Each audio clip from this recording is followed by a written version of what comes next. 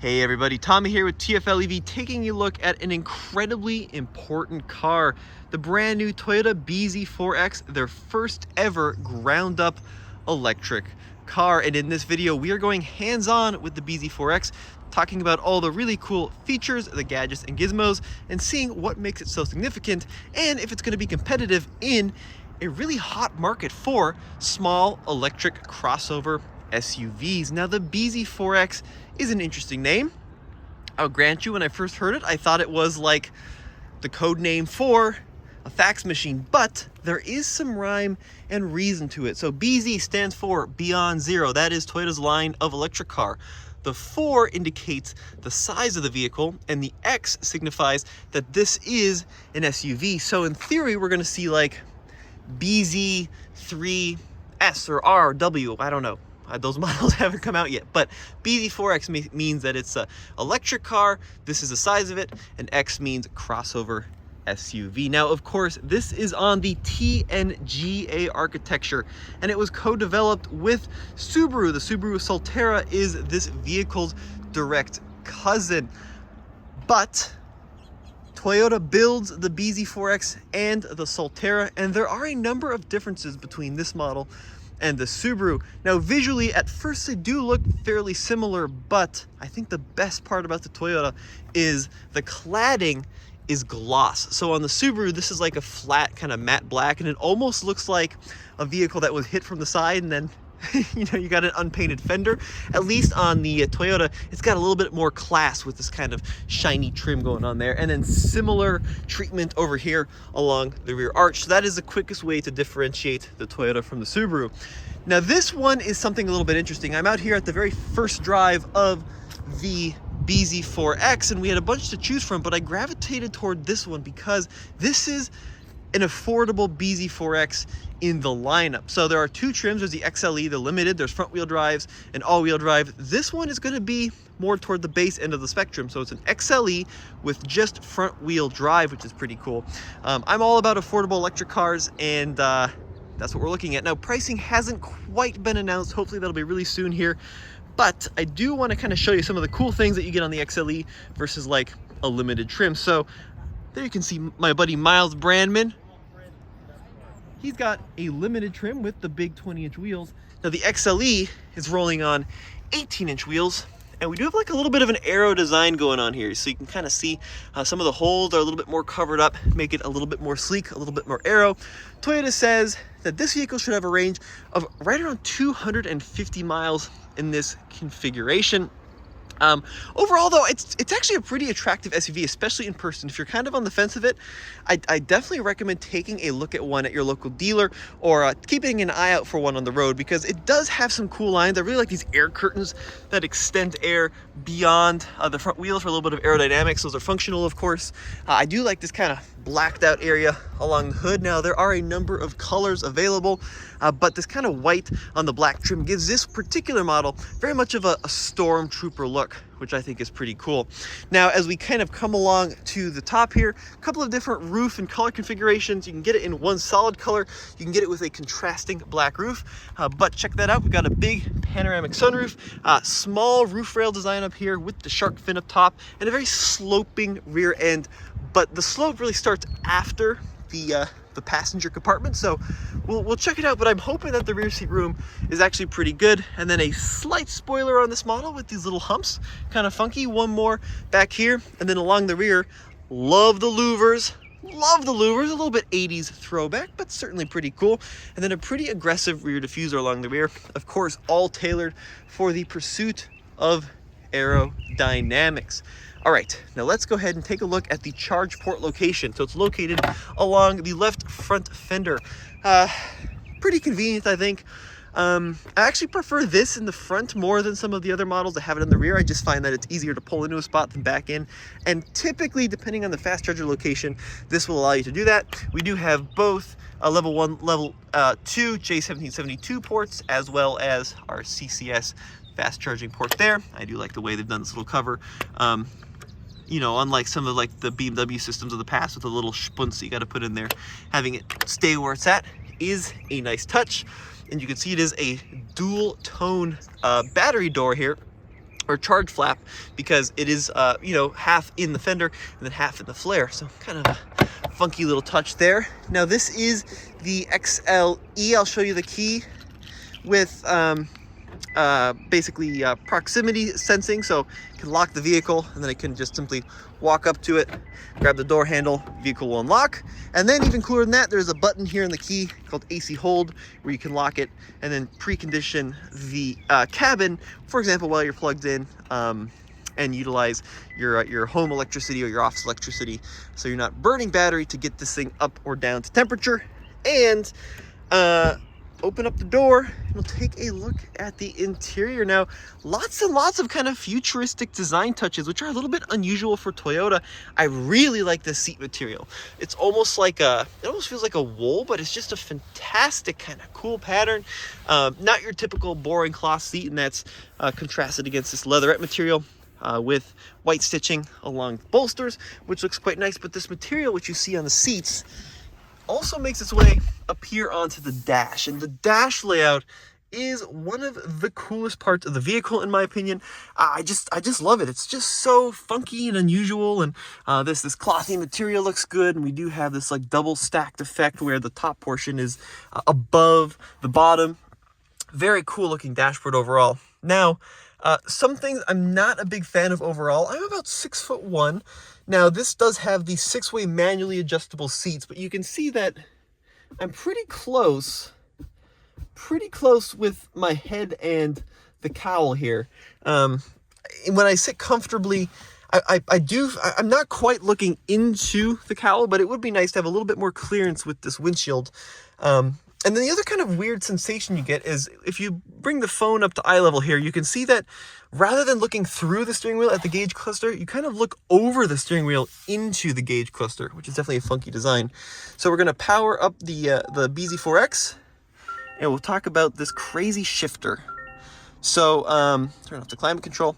The shifter is a rotary knob, but it took me a little while to figure out how to move it because it doesn't budge with you just sitting here in park. So to actually move the shift selector and select the drive direction, you have to put your foot on the brake, and then you push down on this little collar, and then you can select reverse, pops back into the neutral position there, or you can go in the drive, but you always have to push down, and then park is just a little button. Now, if you don't have your foot on the brake, it won't allow you to select a drive direction. So got to have your foot on the brake and then select a motion. And here, let me just reposition this a little bit so we don't have so many distractions in front of us. Into park. Yeah, so that's a weird sensation. It's kind of looking over the steering wheel at the gauge cluster rather than through it. Now, the steering wheel does move up and down, and it does also telescope in and out. I would prefer a little bit more up movement. Personally, I would just like to have my hand position a little higher for taller individuals. But the steering wheel itself is a very unique design, and it certainly is futuristic. It's one of my favorite parts of the cabin. Leather wrapped, feels nice, but I just love the rows and rows and rows of buttons. It's like piloting the Star Trek Enterprise, and then the way that this binnacle kind of sweeps out toward the gauge cluster, which is enshrouded. It does feel very space age in a lot of ways. Some great buttons on the steering wheel. We do have, like, for example, our lane keep assist over here. Easy to get to. You're not having to fumble with it down here. Just simply, flick of the right thumb, select that. You also have your adaptive cruise up here. And the BZ4X does come standard with Toyota's Safety Sense 3.0. So they've made some improvements to the radar system. They've made some improvements to the camera system. And it's great to see all of that functionality included even at the entry-level BZ4X. So beyond that, we also have controls for audio over here. We can control the system settings via this little toggle here in the steering wheel. Kind of scroll through some of that good stuff up there. And then voice command buttons along here. Stocks, easy to get to, very prominent.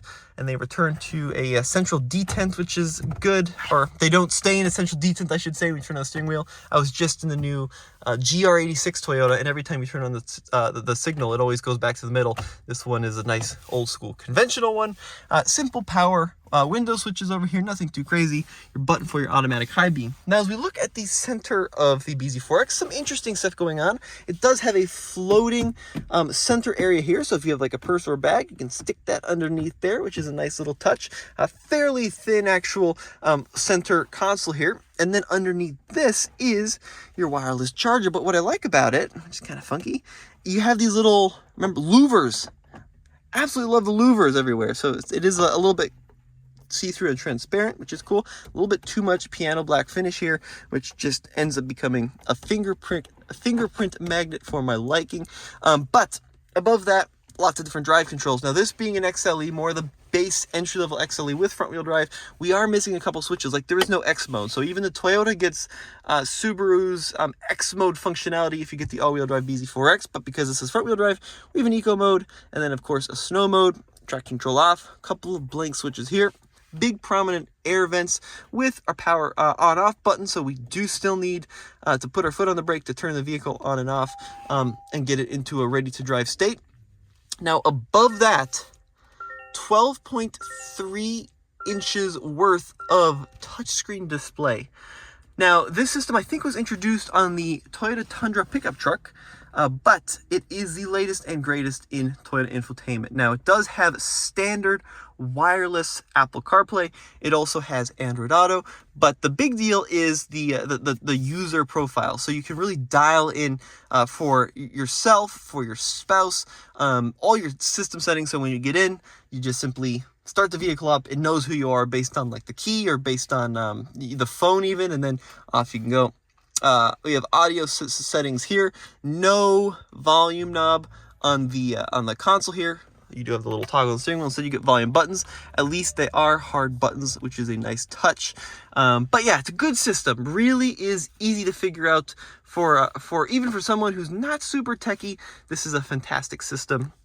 And then settings down here and all that. Now below that, we do have the climate control panel. This model does have the optional heated seats with auto functionality, and then this is all touchscreen as well. So the functionality for turning on the climate control is all via the touchscreen. You do have toggles though, which I like, for up and down on the fan speed and the temperature, and button here for your heated wipers, I believe is what that's for. And then you've got heated mirrors, heated rear window, and then front defrost over there. This vehicle does come equipped with a heat pump as well, which is a really nice thing to have for efficiency in your all-electric vehicle.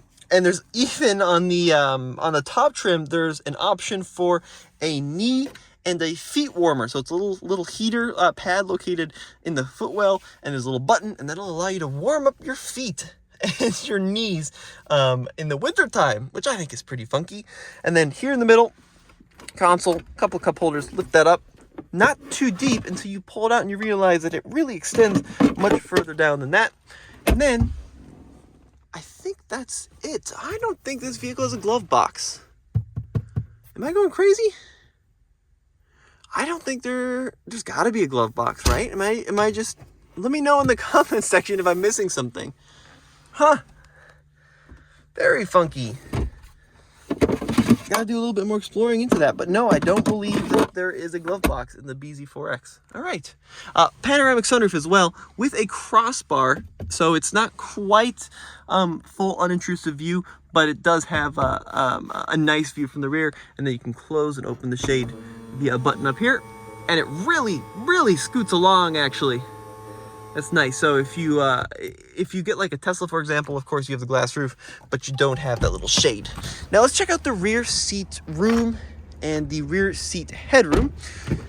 So this is my driving position at about 6 feet tall. Yeah, it's enormous. It's just huge. It's palatial. Lots and lots of space. That's crazy. And a nearly completely flat floor as well. It's just a small intrusion there, but that cool kind of seat material continues. USB ports in the rear, so there are a whole bunch of different ports right here. So we've got 5 in total. We've got 4 USB-Cs and then 1 USB-A, and then the USB-As in the front and the USB-Cs are all back here in the rear. But yeah, lots and lots of leg room, and it's a good rear seat. Let's go ahead and fold this area down here. Cup holders, a little bit of a storage slot as well. Got folks looking at it. Oh man, this is gonna be weird. I'm trying to do the video. All right, how's it going? Hi. You like it? You think it's cool? Yeah, I like this color the best. Yeah, it's a good color. I agree. I really like this white. You know how much these are retailing We don't have pricing yet, no, but that'll probably be in the next couple weeks. We'll find out. Yeah, sweet. All right, now this one doesn't have the power rear liftgate. It's manual. You can get it with a little kick sensor as well to get back there. And then underneath here is storage. And then, of course, your included level 1 little 110 volt connector. And then there is an optional 240 you can get as well. So, good trunk space. Overall, a very good looking car, I think. Excited to see about the pricing. Now, battery capacity right around 71, 72 kilowatt hours. You actually have 2 different capacities depending on if you get the all-wheel drive model or the front-wheel drive model. Horsepower, interesting story. So this is a front-wheel drive. You got 1 motor in the front with 150 kilowatts, but if you get the all-wheel drive model, dual motors with 80 kilowatts each. So it's a little bit quicker in all-wheel drive because you get a little bit more power. I think the front-wheel drive one's right around 200 horsepower is what that equates to, but no front trunk. So let's go ahead and pop up, open the hood. Now the battery does live underneath the chassis, but unfortunately there is no front trunk integration. You just have lots and lots of bits under here with, of course, your scary orange wiring, and then a 12 volt battery access there as well. And I do appreciate that, actually, that if you do have a 12 volt issue, you're not digging around for the battery. It's easy to get to and very, very accessible. All right, so driving impressions still embargoed for a little bit longer. I'll have a whole bunch of more information on that later, along with more detailed specs. But as always, this has been Tommy with TFL EV. Check out TFL EV on YouTube for all the latest and greatest in new EV reviews.